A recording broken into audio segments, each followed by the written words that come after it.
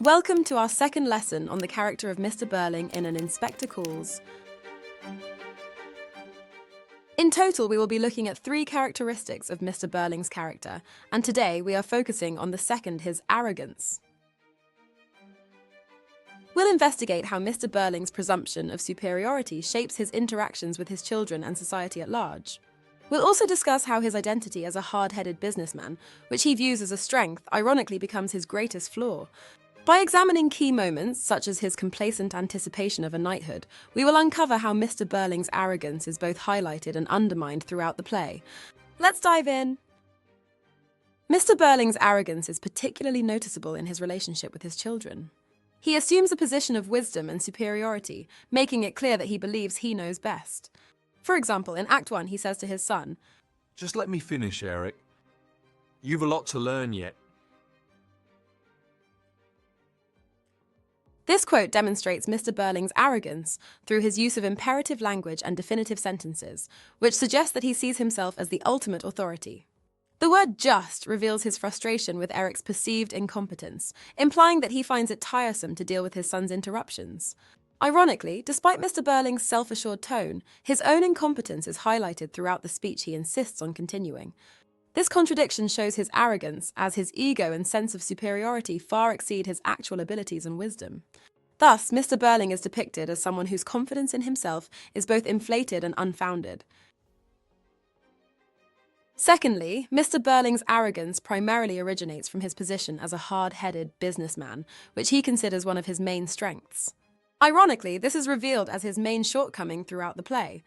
Mr Birling himself says in Act 1, "And I speak as a hard-headed businessman who has to take risks and know what he's about. I say, you can ignore all this silly, pessimistic talk." The repetition of the motif hard-headed businessman throughout the play's opening comedically undermines Mr Birling's pride in his status. The audience knows from hindsight that true hard-headedness would be evident in a more realistic response to international events. Additionally, Mr Birling's mockery of the silly, pessimistic talk of others, which aims to present his own superiority, instead increases the mockery of himself. It turns out that his complacent optimism is in fact silly. This highlights how his arrogance blinds him to the reality of his situation and his lack of true insight. Now, let's look at our third and final point. Mr Birling's arrogance is also founded in his class status. In Act 1, when Mr Birling reveals to Gerald his future knighthood, he says, "Thanks, but it's a bit too early for that. So don't say anything. But I've had a hint or two. You see, I was Lord Mayor here 2 years ago when royalty visited us. And I've always been regarded as a sound, useful party man. So, well, I gather there's a very good chance of a knighthood, so long as we behave ourselves, don't get into the police court or start a scandal, eh? Ha-ha!" In this quote, Mr Birling repeatedly mentions royalty and his upper-class connections, which exposes his pride and ambition to climb the social ladder. He lists his achievements in a boastful manner.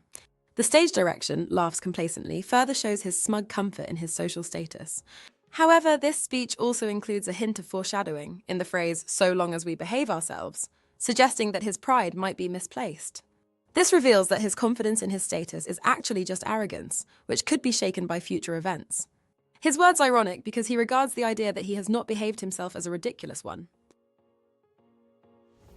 And that brings us to the end of today's lesson, students.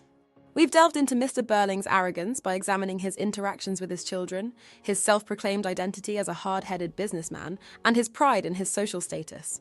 We've seen how his inflated ego and misplaced confidence create irony and highlight his flaws.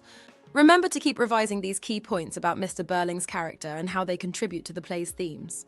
See you next time! Watch the rest of the GCSE English Literature course at Sophos Education.